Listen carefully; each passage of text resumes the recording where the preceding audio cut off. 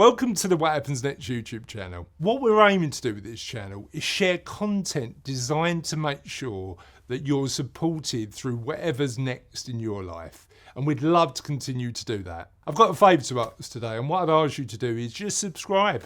It costs you nothing, but it really helps us deliver really good quality content on a consistent basis. Thank you, and let's go on to the interview. Hi there, and welcome to another interview for What Happens Next. I'm really excited about this one because I'm on more level ground. I was saying to Dennis before we started recording in earnest, I interviewed somebody on the subject of sleep last week, and I learned a lot, but I don't add any value in terms of input because I'm still learning how to sleep a bit better myself. However, Dennis and I are going to be talking about the relationship we have with money and how we can manage money as a part of our lives in a bit of a better way. And I'm sure that during our conversation, we're going to be sharing some insights. Dennis in particular is going to be sharing insights on how we can engage with our money better, particularly at the point of life where we're thinking about making change. But before I do that, I need to ask a favour. We're on a bit of a mission with What Happens Next to help people like you manage that transition either into retirement or into whatever you choose to do next in your life in a bit of a better way. Now, how are we doing that? My experience is that often a lot of the interviews you see are about either stopping work and going into retirement and stopping work entirely. We don't believe that's always the most appropriate route to take. And what we'd love to have on What Happens Next is just really nuanced conversations about the options you've got if you're in your 50s and 60s and thinking about the next stage of your life. So 2 things you can really do to help us continue to do that. Number 1 is like this video if you get some value out of it. And number 2 is subscribe to the What Happens Next YouTube channel. The links to do all of that will be below. And without further ado, let's move on to the interview. Dennis, thank you today for joining us. I really appreciate your time. You're welcome, Chris. It's a pleasure and an honor to be here with such an amazing guest list that you've had in the past. I had a little check out of all the wonderful people that you've had. So yeah, very much looking forward to this conversation. And if you want to talk about retirement and stuff like that, then we can certainly explore the stories that we tell ourselves around retirement and how we can create positive ones. Yeah, it's an interesting one, isn't it? Because we'll explore a lot into this. How much of our perspective on the world, both financially and otherwise, is about the stories we tell ourselves, right? And I'm really excited about exploring a little bit about that. And you're right, we've been incredibly fortunate to have some amazing guests on What Happens Next. And I know that every time we interview somebody who's brilliant, I get to learn as well. So it's a for me.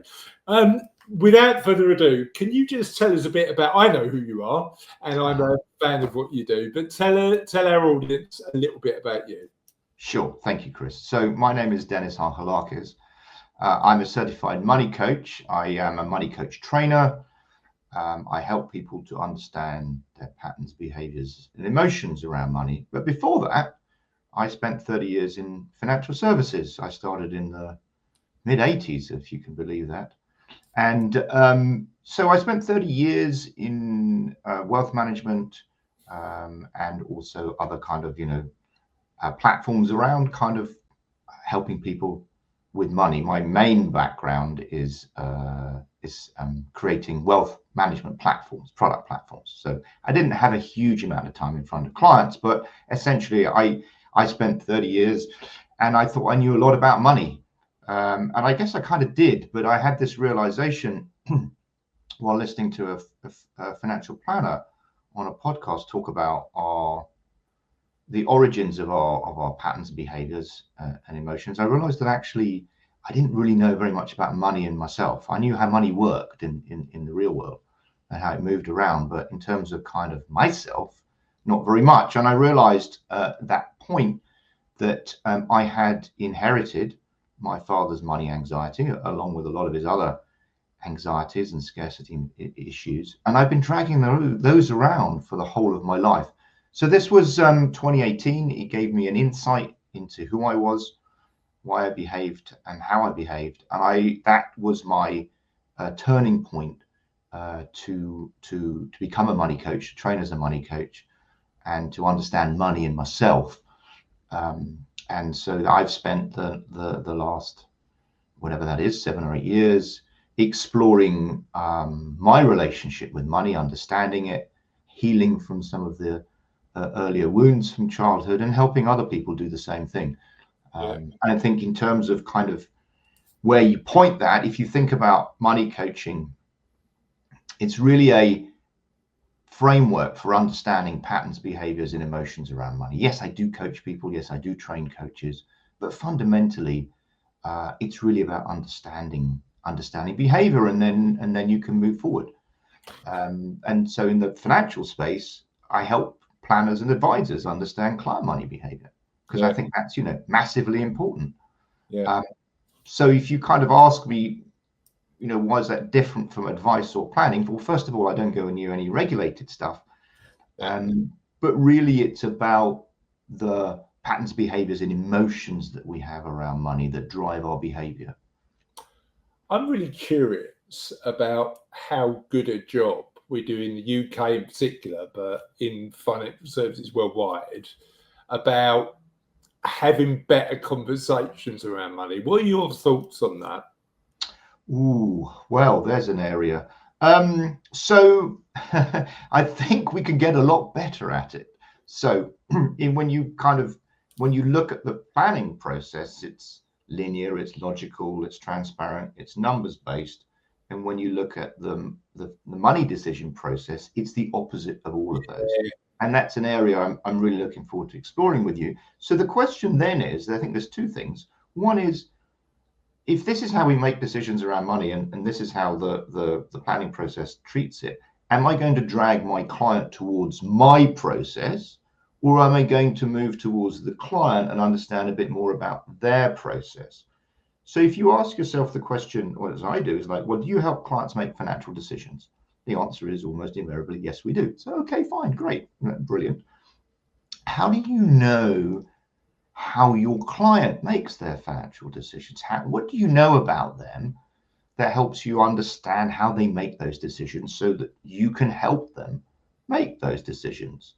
What do you know about money behavior in general, but more particularly, how does the person in front of you make their decisions? How does the person sitting next to them make their decisions? And what happens when they're not aligned, which is another area to explore. So in terms of conversations, it is all about conversations, because fundamentally your advice is only as good as the conversation you can have with that person. Sure 100%. I think it's interesting, because I'm having a couple of conversations at the minute about where the line is, right? So effectively, as advisors, I agree with you, by the way. As advisors, I think we've got an obligation to have personal conversations that allow people to live the lives they want with the money they've got. I've had conversations over the past week or so with both big platform and pension providers and other advisors who say there's a bit of a fear about crossing the line towards life coaching, towards elements where the area of expertise, some people might feel that or they've got no interest in crossing that line. And it's an interesting one, isn't it? Where is that line? So that line is personal, because it's based on your own fears. So when I talk to people about money conversations and open money conversations with clients, what tends to come up is where they personally hit the discomfort, and they go, "Oh no, I couldn't do that." My clients will look, and I had an advisor say, "I couldn't do any of this." My clients will look at me and go, "Have you been on a course?" So actually the answer is yes, I've been on a fantastic course, and it's explained to me a lot about about money behavior, I'd love to explore that with you if you're open for it. So I think the main thing here is that having an understanding of money behavior, money coaching as a framework for understanding behavior, doesn't mean you need to coach clients. Coaching is a separate activity. But if you think about it as a toolbox, a set of understandings around how you can explore topics with clients, how you can help them to feel safe. So let's look at coaching and say, okay, what do I fundamentally do as a coach? I create a safe space, and I hold a safe space for people to talk about things that are really difficult for them. So if I say to you, Chris, as a planner, what do you do? Is it any different for that? Yeah, a lot of it's similar, isn't it? It's exactly the same thing. You create a safe space for your clients to talk about things that they may find really difficult. So therefore, the protocols or whatever, the tools, the understanding that I have, that I use in, through conversation with the client. I mean, we're kind of doing it now. It's exactly the same thing that you would do with a client. Yeah. Understand where they are, meet them where they are, use the language that they understand. So in some senses, do you remember the golden rule? Treat people the way that you want to be treated yourself. And have you come across Stephen Covey's platinum rule? Yeah, we talked about it. So I'd love for you to share it with our audience too. Yeah, so Stephen Covey from the 7 Habits of Effective People has this platinum rule, which is you don't treat people the way that you want to be treated yourself. You treat people in the way that they want to be treated. Yeah. It's as you said earlier, it's going on to somebody else's map of the world as opposed to imposing your own on them. Right. Now, your own in 2 senses of the word. Your own as like, this is how I, Chris, see the world, and what's a good idea to do with your money and not a good idea to do with your money. And then there's the framework that the financial services industry creates as to how you see the world. So that is now it's filtered through my own view. So if you apply the platinum rule to client conversations, it's talking to clients about their money in a way that they want and they can connect with, in the way that they understand it, not necessarily the way the industry presents it, and not necessarily the way I present it with my own biases. Yeah, no, completely get that. Now, the interesting thing is and as an advisor, that's really, really useful.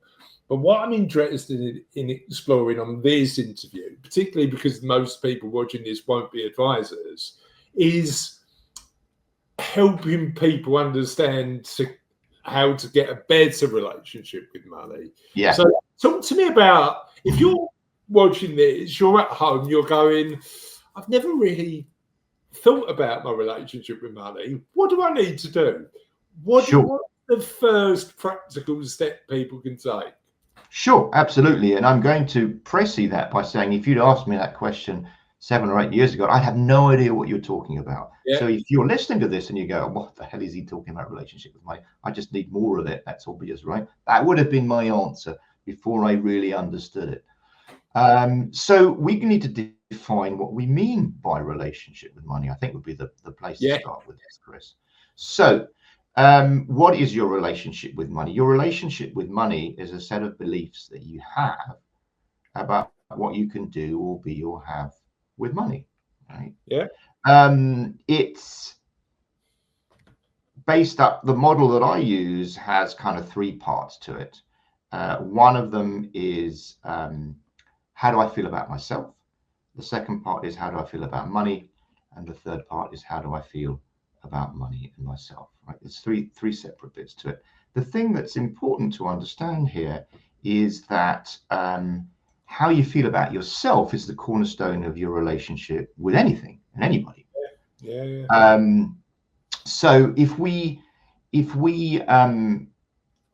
put this into the money space, then people who are good with their finances, I feel good about myself, I'm competent, I have confidence in my knowledge and decision-making processes, I have a level of control over my future. I believe I have, self-efficacy. I take ownership of my outcomes.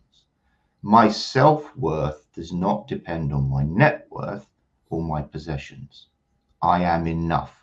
I am enough in myself. In fact, you always have been enough in yourself. The world conspires to tell you that you're not, but I'm here to say that you are and you always were.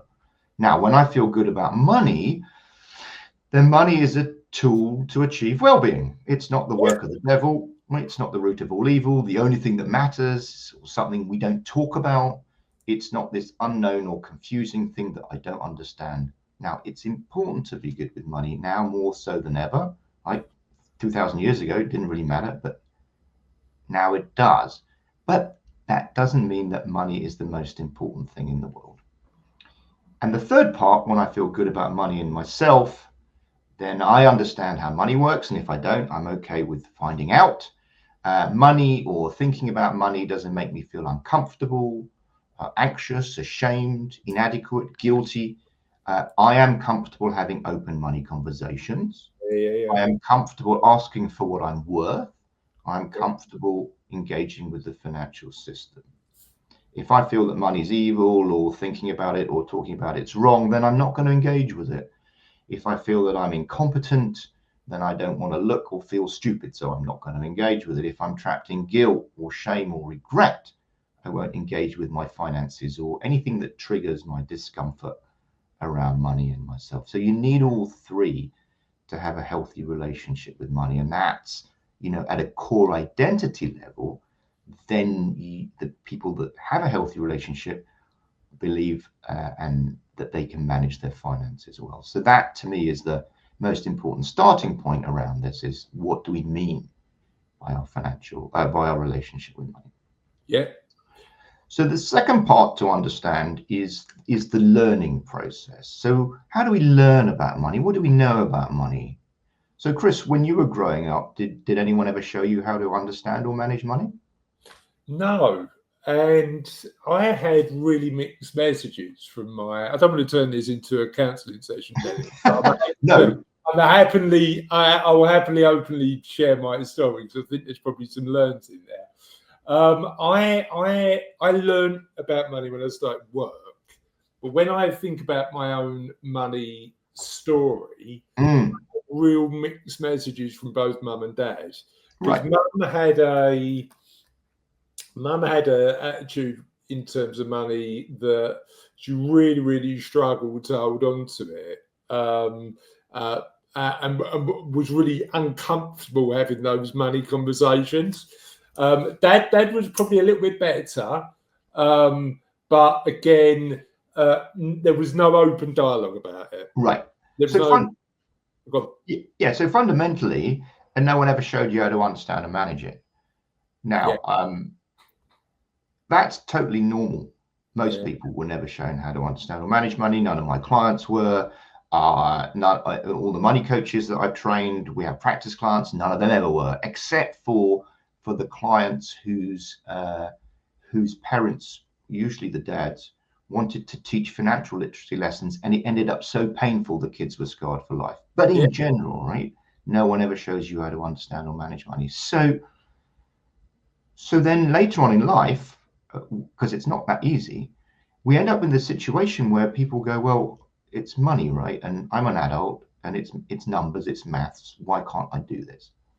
So it's a very small step from why can't I do this to what's wrong with me? And that starts the shame cycle.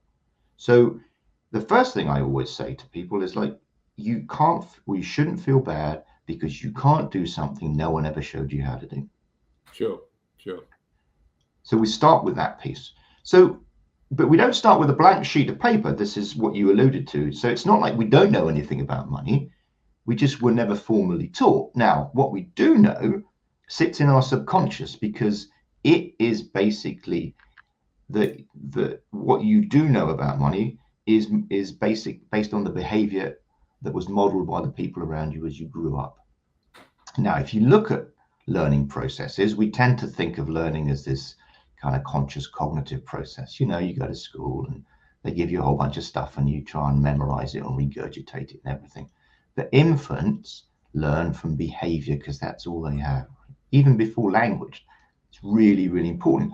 And because infants are human, Model the behaviour of people around them. right, absolutely. So what's important to understand about this is that as humans, we're born with no survival skills. Right? Newborns can't even lift their heads for the first 3 months. Now, what that means is if I have no core survival skills, then I need to learn everything about the world. Now, what that means is that the learning process is a core survival mechanism. That means it's subconscious, it's automatic, it's deeply rooted. So what that means is I am absorbing everything that goes on around me, because that is how I learn how to understand the world, and that is how I learn to survive. So let's look at what's going on around. Do I control what I'm absorbing? No, I don't. I can't, right? It's just automatic. Do I control the environment? No, I don't. So, and then let's look at that environment around money. Yours was mixed, but no one talked about it. A lot of people grow up in environments of conflict, a lot, and because money issues are the biggest causes of divorce and suicide. So now what we do know about money that we go through life with is sitting at the subconscious level, but it's based on reactive behavior of people around us. And then when you add in the fact that, no one ever shows you how to understand or manage it, it's just challenging. Yeah, I tell you what's interesting for me. So, and you look back and you go, what lessons did I learn from being in that environment? And it's that we don't talk about money, number one. And when we do, it's an angry conversation as opposed to a calm one. So they were the lessons that but I was fortunate enough to then be in an environment where I'm having conversations about money with other people, and a lot of self-reflection, a lot of work, and to get to a point where you go, well, actually, there's other ways of doing it, and how do I get there? But I think you raise a really important point that I want to explore, Dennis, because all of this is wrapped up in how we feel about ourselves, right? And the first thing, am I enough? How do I feel? Do you reckon that's the foundational element? And how do we, because that's a journey for all of us, right? So how do we get to a point where we're comfortable enough to then start thinking about the money elements? Well, you're right. This is kind of the core of our relationship with everything. And so if I look at it from the money coaching perspective in terms of helping clients understand their relationship with money, we explain kind of the framework that I've kind of been through with you just now. And I need to add a few other things to it, which is kind of, your biology drives instant gratification and immediate response to danger. So it's totally understandable. Delayed gratification, leaving food lying around, for the future, just isn't part of our evolutionary heritage. There's a whole bunch of stuff that in some ways kind of learning to be good with money, saving and all that stuff is unnatural. So it has to be taught, it has to be modeled. So I think explaining to people how they got their money beliefs, and that wasn't a conscious process, is really helpful, because that you've got to start with an awareness of what's created your views of yourself, of money, and of money in yourself. Yeah. So how do I understand that? Well, I'll go back and we use something called a money biography, where people write down what they can remember, and I'll ask them, or I'll ask my clients, and we'll just explore basically, what messages did you get about yourself? So a message is what? Well, there's a set of behaviors that went on around you as you were growing up, and you've crafted that into a message about yourself. So let's take a fairly straightforward example. So Chris, I'd like you to go back to kind of 6-year-old Chris. It's not a therapy, by the way. And go, okay, remember when 6-year-old Chris wanted 50p for an ice cream, or maybe you wanted to buy, a sports magazine, or you wanted to buy an Airfix kit, or whatever it is, right? You're standing there, 6-year-old Chris is standing there with his hand out, asking mum or dad, or whichever one was more likely to say yes. And you're asking for something. You're asking for money to for something that you'd like, right? Now, you're going to get a number of responses to that. But the first thing I want to ask you is, how does that feel? Yeah. Go back to 6-year-old Chris. How does it feel for 6-year-old Chris to be sticking his hand out and asking for something? So at the time when I was 6, we didn't have much money. So a lot of the experience is one of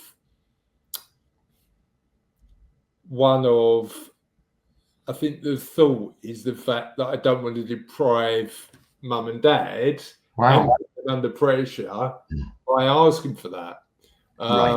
I think that's where my head goes with that one. Okay.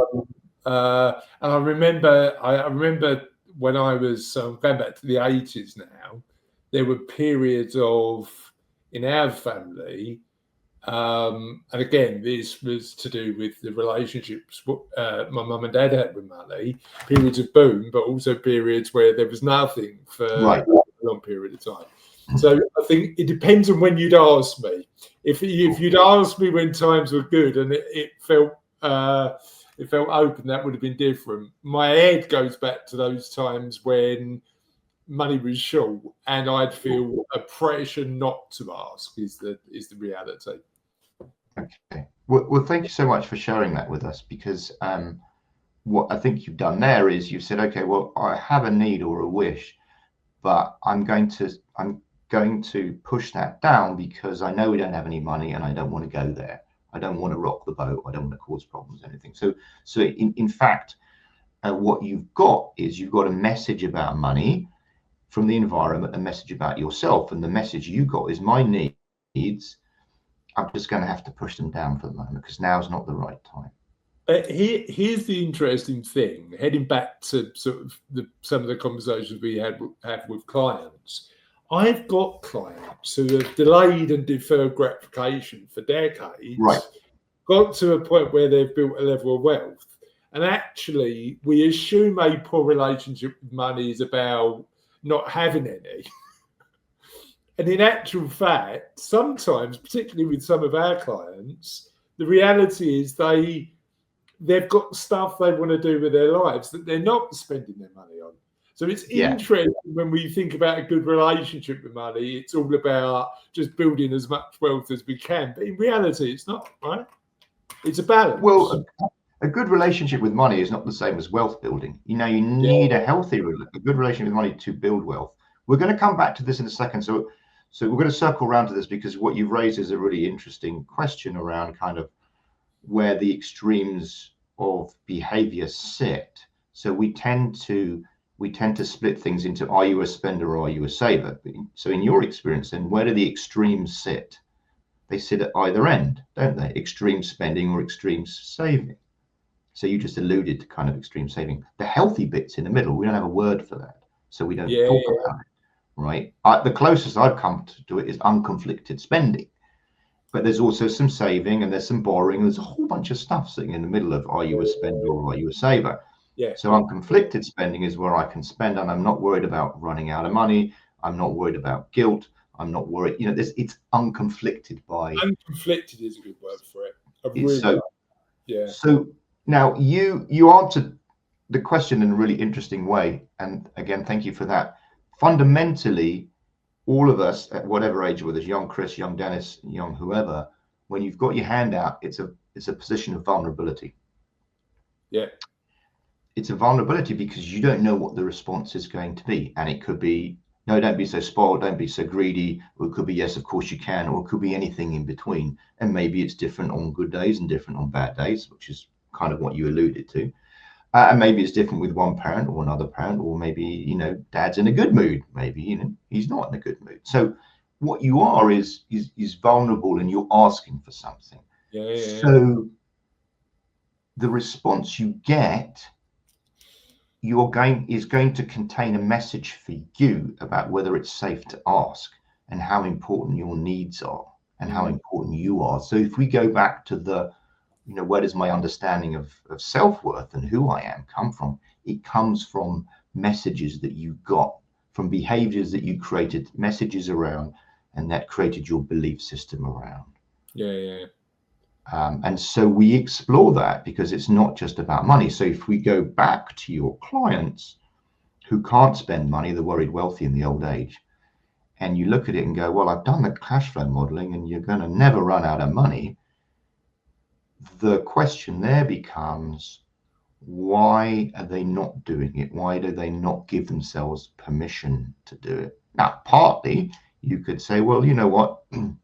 I've been conditioned to save for the last 50 years, and I've done that really, really well. You can't turn around, Chris, and say, oh, don't worry, you don't have a salary coming in anymore, but now you can start spending it. So at the very point, I no longer have a regular paycheck coming in. You are asking me to flip round a lifetime's worth of saving and now go and run it down into an uncertain future. But this is why I was talking about that relationship with money and our self-worth and everything being a gradual process as opposed to a flip a switch, because our emotions don't work that way, right? Right. So I had a really interesting conversation with a client last week. Been a client of mine for 15 years, Dennis, and she said to me, I've been encouraging her on a regular basis to say, look, if you wanted to, it's your money, it's your choice, but if you wanted to, you could really afford to spend more. So tell me a little bit about what would add more meaning to your life based on spending a bit more money, and how do we facilitate that? And about 3 years later, and this was at last week's review, she said, you know what, I've been factoring that in, and I think you're right. I think I do need to spend a bit more. And it's that big thing for me where our job as professionals and advisors often isn't to tell somebody what they want, it's to ask the right questions and help them come to a realization that in their own time they might want to consider it. But yeah, sure. It's a really interesting one. So just to complete that, because there's many parts to this. One is changing hardwired behaviors. The second one, and there's more, but is, do I give myself permission to spend this? Oh no, I couldn't do that. I couldn't possibly do that. Right now, where does that belief come from? That belief comes from childhood, which is what is okay for me to have, what is okay for me to ask for, what is okay for me to spend. So that's back to money beliefs about what I can do or be or have with money. Yeah. Right? And they don't change just because you're in retirement, in the same way that your hardwired saving patterns don't change in retirement. And so you can go, well, I can plot it out, and from a cash flow perspective, you've got it. But what blocks people commonly around this is, I can't give myself permission to do that. Partly there's a fear I might need it, but even when you go past that, you're like, no, so saving keeps me safe, and I can't give myself permission because in childhood it was important for me not to do that, so I could avoid disappointment or just being told I'm spoiled or greedy, whatever it is. And so later on in life, it's difficult to give yourself permission to have the things that you've denied yourself for the whole of your life. Sure. What's that journey, if it's right for you, what's that journey to giving yourself permission? So that journey is about exploring your relationship with money. It's exploring those messages. It's exploring where they came from, and all behaviors have a purpose. Yeah. They all have a purpose. They all have a reason. Even procrastination, what is that? Well, that's actually trying to avoid the discomfort of change or looking at something I don't want to do. And essentially they're all usually fear-based, and they're trying to keep me safe. So self-denial tries to keep you safe if it's not safe to give yourself what you want. There's an expression in therapy around, a suit of armor that's like 5 sizes too small because it kept you safe as a kid. Yeah. Now it doesn't anymore. So explore those messages, and then when you realize that most of what you believe about yourself or about money and money yourself came from reactive behaviors from the environment you grew up in, from people who were just trying to do the best they could with what they had. But parenting is an imperfect process, and money triggers everybody. And then you go, okay, well, actually, that's just a story I made up for myself around what I interpreted the message to be about me and what I could have in an environment when I was young, with very little context. And I guess if I want to, I can change that now. Yeah, it's having the self-awareness to understand that you can change some of these stories. It's really interesting. Self-awareness and self-compassion, Yeah, Chris, that's the key. I a couple of years ago, and I'm not an expert, but because I hosted a podcast for many years with my daughter about kindness, where we talk to people doing good things in the world, I got asked to write a book about the people we'd interviewed, and when I was thinking about that, the way that I wanted to frame the book, I actually started after the introduction of the reason the project had come to the fore for me and Charlotte was being kind to yourself, because actually I think self-compassion can then allow you and empower you to do so much more with your life, but also through being good to other people. I think it's self-compassion, such an important subject. Now, we mentioned about kids and grandkids and helping and empowering them to have better relationships with money. How do we do that? Well, I've been doing parents talks for a while now on teaching children about money. So, and I gave one last week at a local school. And as I prepared for it, it struck me that actually, you know what?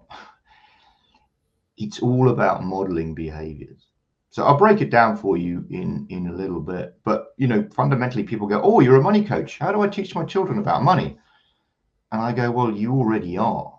The question is, what are you teaching them? And is it helpful? So with that in mind, and we've talked about kind of early childhood experiences a few times, so I'm not going to go back into that. But basically, the messages I have for parents in the talk that I give is understand your own behavior. Yeah. Right? Understand the messages that you're potentially giving to children, and understand that if you're in a relationship with your partner, you need to give consistent positive messages about money, because whatever you do, they will pick up on. And that's really important. The other thing to understand about messaging is that you may be trying to give one lesson and they may be hearing something completely different. You may be trying to teach them about the value of money, and what they hear is, I don't count, my needs aren't important. So particularly if you've got kids who've earned money or pocket money, gone out and done something, and they want to spend their own money, and you're saying, no, you can't do that.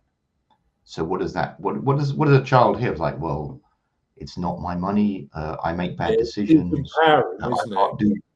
Right now, you're trying to teach a financial literacy lesson. So I know this comes from a good place. I've just bought you a pair of shoes. You don't need to buy those sparkly trainers over there that you've had your eye on. They're a waste of money. But the child isn't getting a financial literacy lesson. The child is getting a message about themselves and what they can or cannot do with their own money. And that's profoundly disempowering. So understand behavior. It's really, really important. I look at that, Dennis, and say, yes, like kids model, but they only model what they can see, right? So if I think about the relationship and I think I've got a fairly healthy relationship with money now, that's taken years to develop. I think what I probably don't do enough is communicate the actions that I'm taking to my kids. And it's that element where you go, well, look, they can only model what they can see. And even if they're doing good stuff, if you're not having more open conversations with your kids about money, they're not even seeing the behaviour, right? Well, so you raise an interesting point there, which is kids see you spending money, they never see you saving money. So if you want to teach children about saving money, you have to, and delayed gratification, you have to model it, and you have to show them how they do it. And the best way to teach children about financial literacy is to give them an allowance, because then they can learn important lessons about spending, saving, and taking responsibility for their actions. So they learn to start making their own financial decisions at an age in life where you can correct mistakes and it's never going to go, too wrong. Now, there's some caveats to this around, not judging them for their financial spending decisions and a whole bunch of other stuff. Don't criticize them. But that's the way to do it. So if we want to model the saving thing, you're going to say, okay, well, you know what? I'm going to give you £5 a week. Don't link it to chores. That's a separate issue. Don't link it to chores. £5 a week, because I'm not buying you sweets anymore. All right. Now, out of that £5 a week, you're going to save 20%. So how do I do that? Well, I give them 5 £1 coins. This is it. And then we go and build a piggy bank. This is depending on the age, right? When you start young enough, we're going to build a piggy bank, or we're going to have a savings pot or whatever. And we can talk about all the fun things that we can do with the money in that pot. So I'm going to give you 5 £1 coins, and then you're going to take one of them and put it in the pot. You have to show the process. It has to be possible. If you give them a £5 note, how can they save 20% of it? They can't. So then you give them the £5 coins. One goes in the savings pot. You label it, and you can call it fun pot or treat pot or whatever it is. But it's a special pot.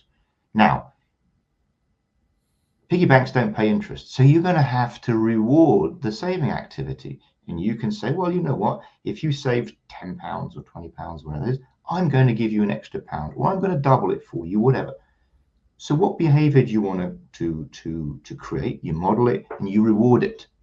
Yeah, I love that. Absolutely. Right. So later on, you start with your Go Henrys or your this or your that, and you reward it, and you model it, and you help them to manage it. Yeah. And that's the good news, isn't it? Because when I was a kid, it was probably money in the pot. Now all of these structures can be done digitally, and it's that element of Go Henry, and there's others. There's other others are available. Yeah. Well, I mean, we use Starling. Starling's got a really good kids pot that allows you to segment. They call it spaces. Yeah. There's a really good way of doing it. Here's the interesting thing, though, because I'm having loads of conversations with grandparents at the moment who are thinking about gifts and gifting money to both kids and grandkids. And one of their concerns, interestingly, and I've had a conversation with a couple of clients, is I don't want to spoil my adult kids or my grandkids who are still children. Sure, of course you do. How do you square that circle in your own mind when you're thinking about the messages you're sending to your kids when you're making gifts? Well, it's not a one-off. It's a pattern of messaging that they get over time. Yeah. So when I do my parents' talk, I talk about kind of putting money into ISAs, for example. And then they go, well, what happens when they get to 18 and they can spend it all? I go, well, they can, but if you've modeled saving behavior correctly, then they won't, will they? So it's kind of up to you to control. It's setting a culture, isn't it? It's setting a culture around money. Right.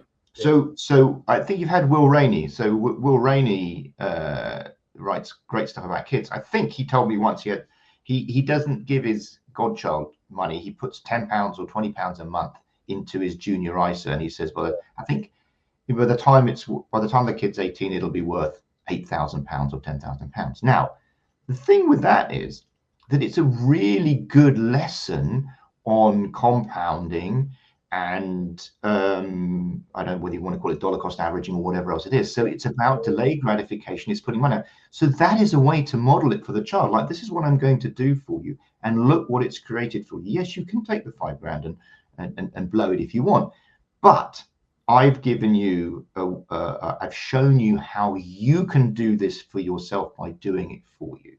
Yeah. And this is a way to show you what kind of you can create later on in life, and you can use that. You can use that when in your own ISA, and if you're really worried about grandkids, you can just put it into the junior pension pot for them, and they can't touch it till they're 55. Yeah. Yeah. I think I don't have a firm view on either. I think you need to, if you're going to model long-term savings, that's a continuous process that starts at a younger age. But you do need to show them how to do it, and then you need to say, okay, now it's up to you to manage it. If you want to take your £5,000 out, why don't you leave 3 of it in there and give yourself a little treat? Yeah. Why don't you take that? Or if you want, you know what, you're 18 or whatever, you want to take a year off or do whatever you want. Why don't you take some of that and use it for your year off?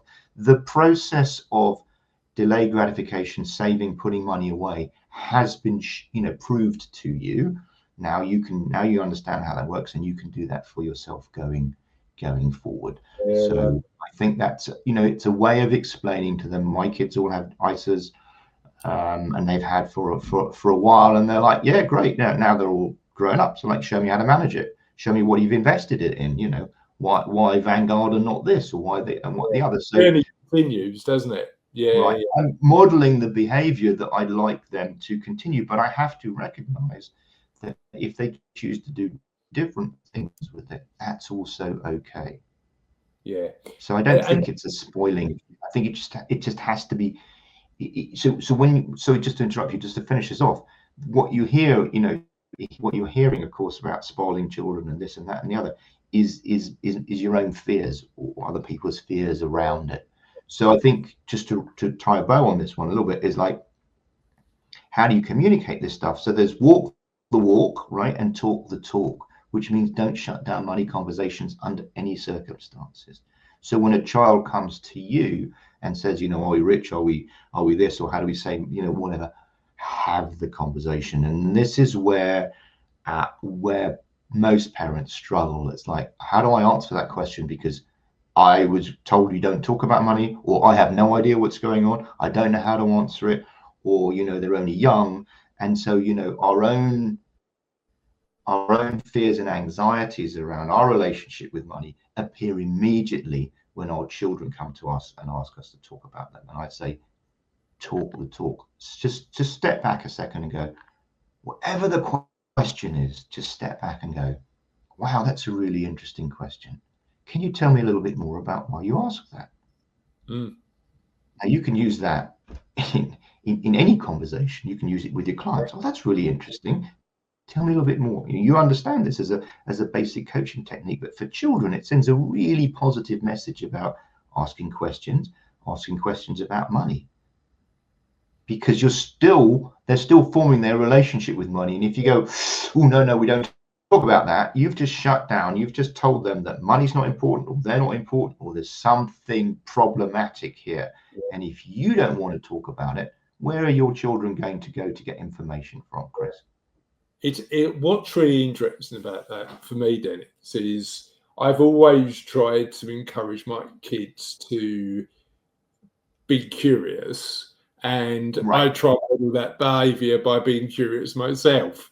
I'm sort of regretting that now. My youngest is 13, because she's like a question judo player. She's great at questions, which doesn't always make my life easy, but certainly engaging in those conversations openly and just being transparent. And I suppose the other thing that was interesting for me is the point you made about kids making their own mistakes and not having a judgment over that, because sometimes, if I look at my own life, some of the lessons that I've learned from a financial perspective have come from getting stuff wrong. Now, you never want to get stuff wrong in a way that's going to really struggle. You're going to really struggle to recover from. But actually, that's making mistakes and learning from them, like anything in life, is often part of the journey, right? It is the learning process. What goes wrong around money is that our own paranoias, our own anxieties around money overlay it. So if you have a child that you give them a bar of chocolate, they eat the whole thing, you're going to go, all right. But if you give them £5 and they spend the whole thing, you're like, oh no, lifelong spendthrift. Oh my God, it's going to, it's like it's all going to go wrong. That's not true. Childhood behavior, whether it's chocolate or money or sweets or whatever it is childhood behavior. You as a parent can model, if you want your children to be good with money, model good money behaviors. And I'm not trying to make it so completely simplistic, but just understand and that it's what they do as kids. Most of the stuff we did as kids, we don't do anymore. So they have to be given a chance to learn and not judged. All my kids have bought stuff. We know that one of them bought a shell suit that was a fire hazard, and that didn't even get. We didn't even put that back on eBay because that was too dangerous to resell. We've had for 50 quid drones that never really flew; they just plummeted. So all of that stuff is a learning experience for all of them. And now they're all over Vinted, reselling stuff and buying stuff and everything. So they're really comfortable engaging with money, and that's part of the process. Yeah, really interesting. But you can't do that without giving them some money to try it out with. And and it's not free money. This is money that we would have spent on you. So chores is different. Chores is what you do as a family. Take the bins out, walk the dog, unstack the dishwasher, do the washing, whatever it is. That's chores. You don't get paid for family chores. If you link money to family chores, then money can end up as a tool of control. Because you didn't make your bed, so I'm not giving you money. Right? Well, that's money as a tool of control, isn't it? That's a punishment. I'm using money to punish you.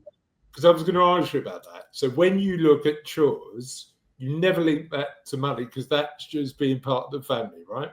Yeah. So financial literacy, teaching children how to, helping children to make money decisions or learn how to make money decisions is about an allowance, not about paying them for chores. Now, if you have chores that you would pay people for, washing the car, doing the lawn, other stuff, then you should pay them for it, but not the family stuff. Interesting. I understand why people do it, because they go, well, I'm going to teach them about life. But actually, you know what? When you go into the real world, that is not how it works. In the real world, you're swapping your time, your money, and energy for this thing called money, so you can take that and buy stuff with it. At home, chores are a part of being the family, and so as adults, we also have to model chores, right? Don't complain when your wife asks you to take the bin out and go pull a long face, because how do you expect them to do it if you won't do it? Well, no, I just send my wife an invoice. What? What? Do you send her a calendar invite as well when you want to have a chat? So much trouble for saying that, honestly. Tell me a little bit about, you've had this experience in financial services, you've become a money coach. What's been the biggest enhancement since 2018, since you've started learning about this stuff that you've had in your own life? So the most powerful lessons I've learned are about how to connect with people, and more importantly, how to create safety and connection with the people I love the most. So my journey, my personal journey, has transformed the family life. I've learned to understand my reactivity, my anxiety, and I've learned how to manage it and understand it. And so in the words of Viktor Frankl, you create that space between stimulus and response. Yeah, really interesting. What do you do now? So like we've talked a lot today, and I've really enjoyed it, about behavior. How do you behave differently now when you look back? How do we, or how do I? What have you learned in that journey in terms of your behaviour changing, and what you would have done potentially before 2018 that you don't do anymore, or vice versa? So I guess in a broad sense, money coaching and understanding behaviour has given me the tools and courage to explore where I am not whole and help others in that space. More empathy, less judgment, and the key is partly to come back to believing that I am enough. Yeah. So what I do now, or what I hope to do, is just be much more conscious around the messaging that I give people, and in the family environment, to understand that yes, um, every day there are good days and bad days, but fundamentally, if I can show up as the best version of myself and keep moving towards the best version of myself, then I can become the person I want to be. So yeah, I was angry, reactive for most of my life. I lived in scarcity. I lived in anxiety. And when I stop radiating that into the family environment, everyone can relax a bit. They can Yeah. go, he's all Interesting. right. We can have a word with him. If I ask him for some money, he's not going to freak out or pull a face or do any of that stuff. And also, if we go back to kind of some of the coaching techniques that we use, it allows me to move towards them. So I Yeah. can say, wow, that sounds really hard. Tell me a bit more about that. Yeah. Yeah. As the first line of Yeah. inquiry, Yeah. and meet them where they are. And I think when you talk about relationships with your kids, meeting them where they are, which is something I never did for the whole of my life. I was always like 2 or 3 years behind where they were. I went, and now they've already moved on. Yeah. But now I think I meet them where they are. I hope I meet them where they are. Yeah. And if you ask them, they'd say, wow, yeah, you know what, he's done a pretty good job around that. There's still more work to do. I Yeah. think there's lifelong learning.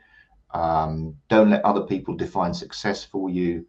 And don't let yourself get hijacked by your own anxiety or whatever it is, your reactivity. Understand it and try and create a space for yourself to choose the response, Yeah. and So engage with it. to conclude, Dennis, I want to just explore the concept of a rich life. So, Mm, so a rich life, a healthy relationship with money. How would you define that from the perspective of the work you do? yeah. Well, I have a friend who summed it up perfectly. He said, I've never had much money, he said, but I've always felt I'm rich in life.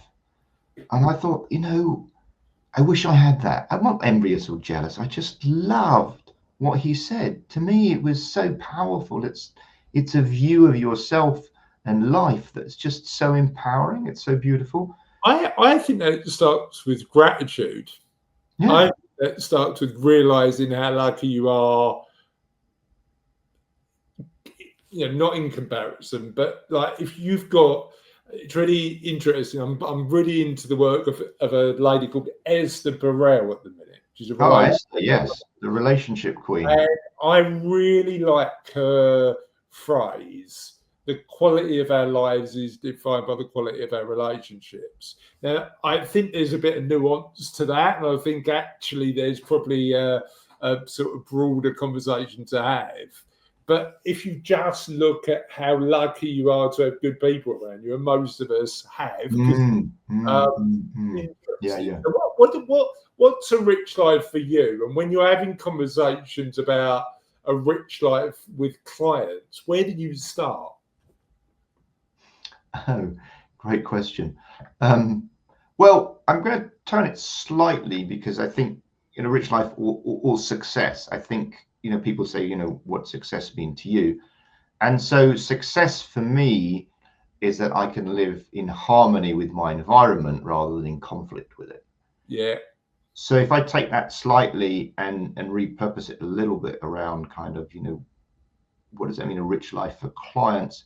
I think it's the same thing, where you help them to live in harmony with who they are, and where they are, and that still allows them and you to create better outcomes and better futures for you. But you start in a position of safety and enoughness yeah, that allows you to be open to the possibilities that are there in front of you, but are maybe blocked by fears, reactivity, and negative feelings about yourself or the world.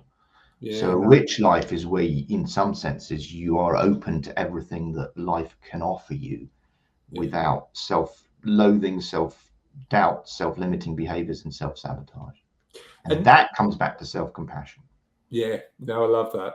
And I suppose all of this comes back to, again, the stories we tell ourselves about ourselves and the world. How do we? And you wrote a really interesting blog the other day that I'd like you to share share your thoughts in the blog, because you talked about reframing problems as puzzles. Where does that idea come from? How is it useful, and how can it help us think about our relationship with money a little differently? So thanks for bringing that up. I had a chance to revisit it today and went, wow, that's actually quite interesting. So the quote comes from Quincy Jones. And Quincy Jones, who passed away recently, but he was asked in his 80s, how do you deal with your problems? And he goes, I don't have problems, I have puzzles. Interesting. And I thought about that. And so what I wrote, and which kind of refreshed my memory, is like, well, when you look at a problem, if you look at the definition of a problem, like it's about something that's unwelcome or harmful or needs to be dealt with, or even kind of in the language of overcome, right? I need to Yeah, overcome these problems.